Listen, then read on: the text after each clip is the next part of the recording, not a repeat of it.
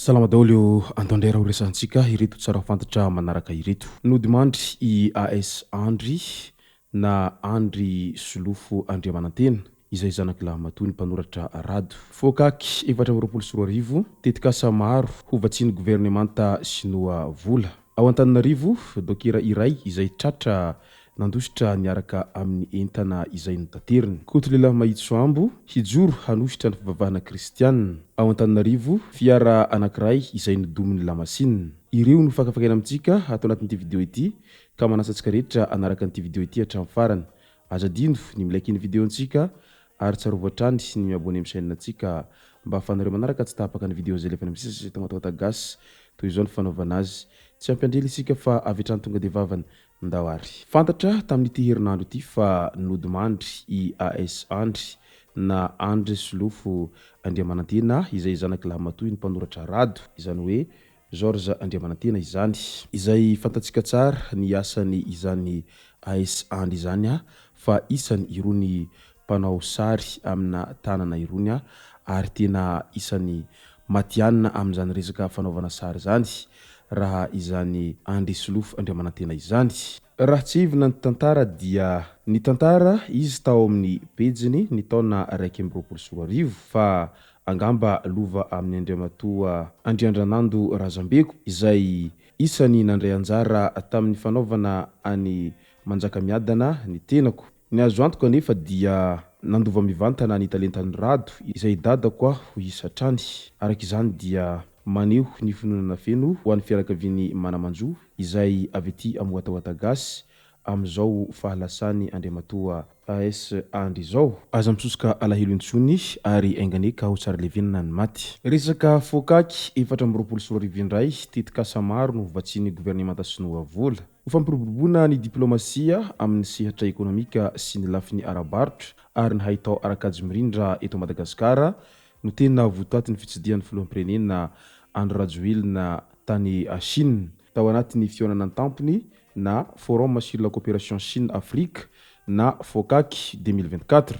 Ho maro araka izany ny fanaovansonia fifanaraham-piarahamiasa sy fifanarahana lasitra eo amin'ny gouvernemanta malagasy sy ireo orinasa goavana maniry ny hampiasa ny vola eto Madagasikara ka anisan'ireo sehatra ho voakasika amin'izany ny sehatry ny angovo, ny fambolena, ny fizahantany, ny fitaterana, ny varotra sy ny industria, ny fanamboaran-dalana sy fananganana fotodrafitrasa, ny teknolojia vaovao sy ny fampiasana ny haitao arakajy mirindra ary ny industria ny fanamboarana fanafody. Izany anisan'ny sehatra izay fantatra fa miroborobo tokoa any Chine any. Hisy ihany koa ny fitsidihana orinasa goavana maro izay ataon'ny delegasionna malagasy mandritra ny fivanihanana. Goavana indrindra amin'izany ny foiben'ny toeran'ny orinasa Huawei izay manampikasana hamatsy vola fanatanterahana tetikasa goavana ao Antananarivo eo amin'ny fanamboarana ilay Smart Villa.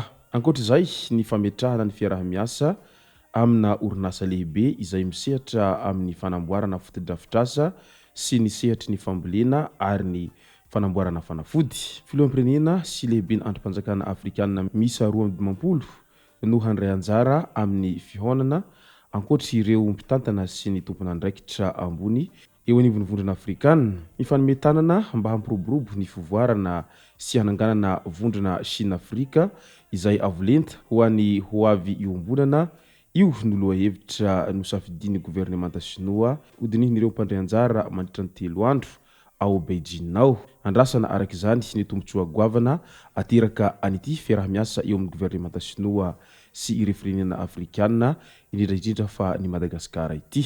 Ainganeka tena hitondra fampandrosoana tanteraka ho an'ny Madagasikara sy ny voaka malagasy izao fiarahamiasa vaovao amina gouvernemanta sinoa sy ny Madagasikara izao. Resaka asa ratsy indray ao Antananarivo renivohitra ao dokera iray no tratra rehefa nitsoaka niaraka tamin'ny entana izay nitateriny izay mitentina amina tapotrisa ariary teny behoririka teny.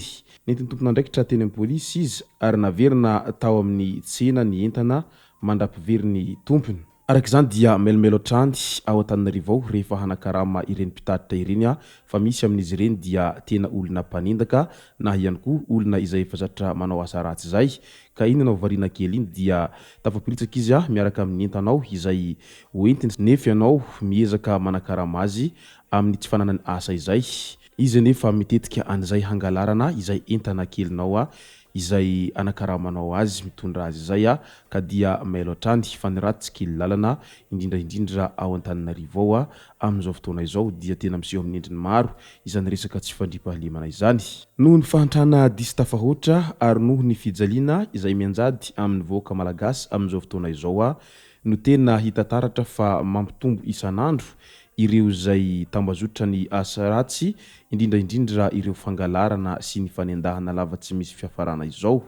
Na dia efa miezaka manao aintso zavatra aza ny mpitandrina filaminana mba hamongorana azy ireny dia tsy mitsahatra mitombo isan'andro nefany ireny mpanao asa ratsy ireny indrindra fa amin'ireny renivohitra ireny amin'izao ankehitriny izao noho izay fahantrana sy tsy fananana asa izay eo ihany koa moa ny hasarotany fitadiavam-bola amin'izao fotoana izao izay tena manano sarotra raha resaka an'izany tady vola izany. Koto lehilahy Mahitsoambo dia manangana fikambanana antsoina hoe Mouvement pour la déchristianisation des Malgaches. Ny tenany izay efa fantatra sy efa asehony ampahabe maso ao amin'ny Facebook ao ny fanoherana ny fivavahana kristianina sy ny fanimbazimbana ani Jesoa Kristy. Raha araky ny nambarany dia tanjona amin'izao hetsika izao ny hanafoanana ny fivavahana kristianina ao Madagasikara ao. Manangona izay ho mety atao logo na famantarana ny fikambanana izy ankehitriny amin'izay fitsipahana fivavahana kristianina izay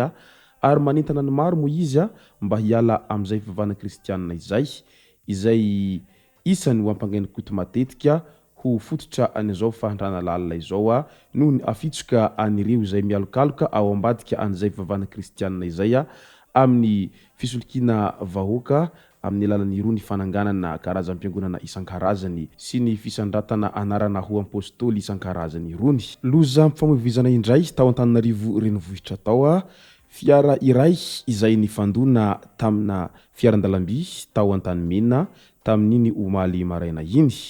Tsy misy ny any anafoy na ny naratra satria tafavoaka soamantsara ilay mpamily ilay fiara.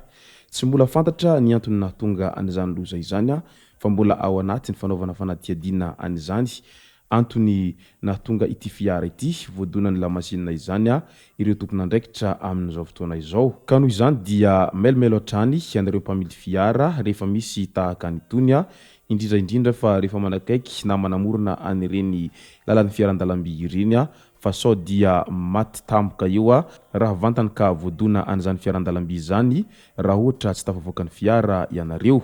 Aleo misoroka toy izay mitsabo fa ny aina tsy ananampiry satria lahatokana ny aina. Izay sy zay moa no masaka azona roso tao anaty video ity tompoko lasy tompoko vavy misaotra antsika rehetra nanaraka an'ity video ity hatramin'ny farany.